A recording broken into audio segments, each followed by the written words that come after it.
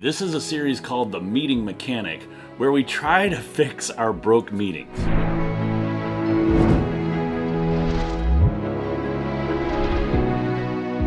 You're getting ready to start a meeting, but only about half the people are there. How do you start the meeting without really starting the meeting? And how do you kind of get everybody kind of rolling into paying attention to what's going on in the meeting? There's three things over the years that I have found that have been helpful to this kind of start of the meeting that is kind of like a soft start. Here's the number one, an impromptu survey.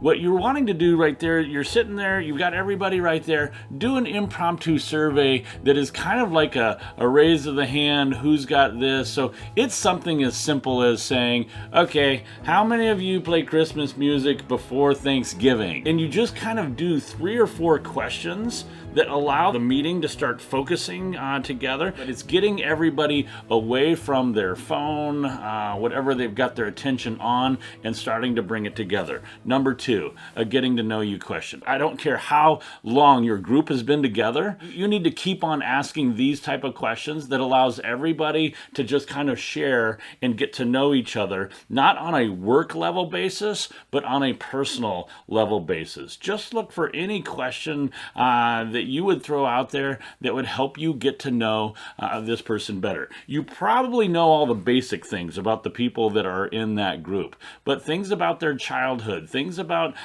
what their hopes are, things in a little bit deeper fashion than just, hi, what's your name, where are you from, when's your birthday, what's your favorite color. You're really wanting some questions that help you get to know that person. Number 3. Sorry to interrupt you there. I'm Bodie. I'm the guy behind the camera. I've been working on editing the Meeting Mechanic video. In the process of editing, I realized that we never really said what number 3 is. Number 3 is called higher or lower. In the game of higher or lower, you as the leader come up with a question. You ask that question to the group. The answer to that question has to be a number. Now, everyone else in the group has a pair. One person in the pair says what they think the answer is. The other person says higher or lower. In other words, I think the answer is higher than the number you said or lower than the number you said. Then the leader reveals the answer and you have a winner. Some person got closest. It's that simple. We were trying to do a lot of videos in this day, so we just kind of missed this little tiny minuscule details. It's not clear. The best thing I can tell you is wait until the illustration, which is coming up in here in a moment. We'll illustrate the whole game for you, and then it'll maybe make more sense. So, back to the video. I started using this one in my youth group. He's also going to be holding up a book. That's just a resource for you to come up with weird questions.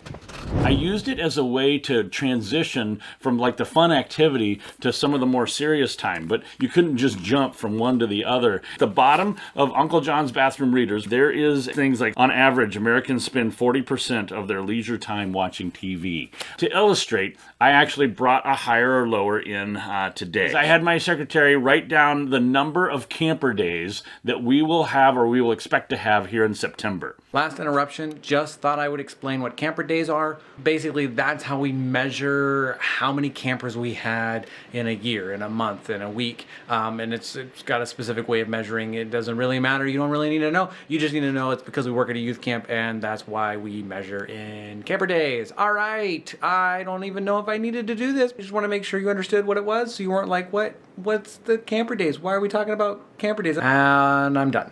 Bodie and I are the pair, and he's going to have to come up with a number. The other person in the pair gets to say higher or lower. So the topic is, how many camper days do we have in September? Bodie, your number? Oh dear. I'm just the camera guy. 1,600. 1,600 camper days. Oh man, I'm going to say lower. Okay, so he's locked in at 1,600. I've got all the answer below 1,600. He's got all the answer above 1,600. Usually as the person leading the group, there's a whole bunch of all this talking, and then eventually I say, okay, here it comes. Lock in your answers, and people are so there's somebody like, I don't know, they're going back and forth, and then they have to say higher or lower. So the answer is, for us, here it is, ladies and gentlemen, the answer to our camper days in September 1,327. Oh, there's 300 off. You were way close. And so what happens after you read the number is that there is this, because somebody won and somebody didn't. Maybe somebody nailed it. It kind of brings the group together. It is a no prop. I don't have to have anything to do it.